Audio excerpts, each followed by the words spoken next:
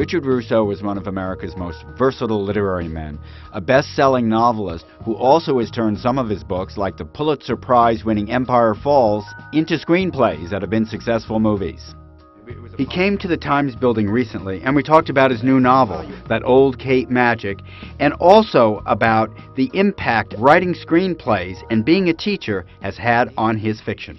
For me, when I was teaching, especially the beginners, when I was teaching them about how to develop characters, and I was teaching them about the nature of conflict, what kind of conflicts work, and how to recognize a conflict that's not working. You can't do that day in, day out with beginners without saying to yourself, all right, now, here I am 350 pages into a novel. Have I blocked out?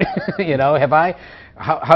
You can't go over the basics with beginners without thinking to yourself, what about the basics of this work that I'm presently embarked upon? Screenwriting, strangely enough, the knock on screenwriting often is that when a novelist starts writing screenplays, that the novels themselves become more like screenplays. They become more spare. They become more rooted in the present. Less time is spent describing the real physical world, that less time is spent on what characters are thinking, because these are things that movies don't do very well. Right, because the camera does them.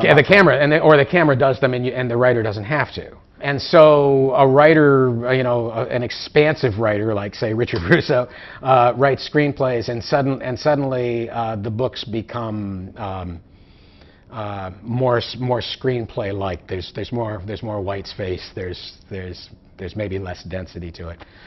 The exact opposite thing has happened to me. Every time I write a screenplay and come back to writing my novels become even more dense. They become more interior, because it's like you're building something and you're only allowed to use a hammer and a saw, and then you go back to the novel and you can open up this great big toolbox and you say, look at those crescent wrenches. Oh my God, aren't they beautiful? I can't wait to use the crescent wrench again.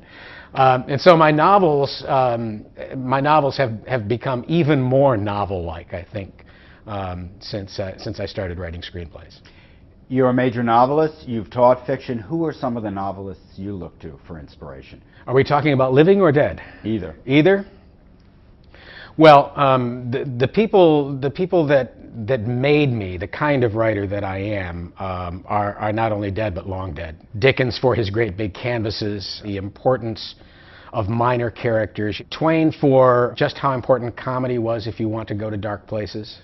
If you want to talk about, as Twain did, racism and ignorance and violence, parts of the American character that we kind of don't want to admit to. Steinbeck for tone. I remember there was just a revelation when I was reading Cannery Row, and he had a line in it, Dora Flood was a great woman. A great big woman with a taste for Nile green evening dresses. And I thought, okay, I understand tone now. I understand where the writer stands in relationship to the sentence that just came out. He's there. He's hiding in that sentence somewhere. It's his attitude, and it makes us feel comfortable that we know who we're talking to. And are these some authors you then taught your students or had them read? Oh, you bet.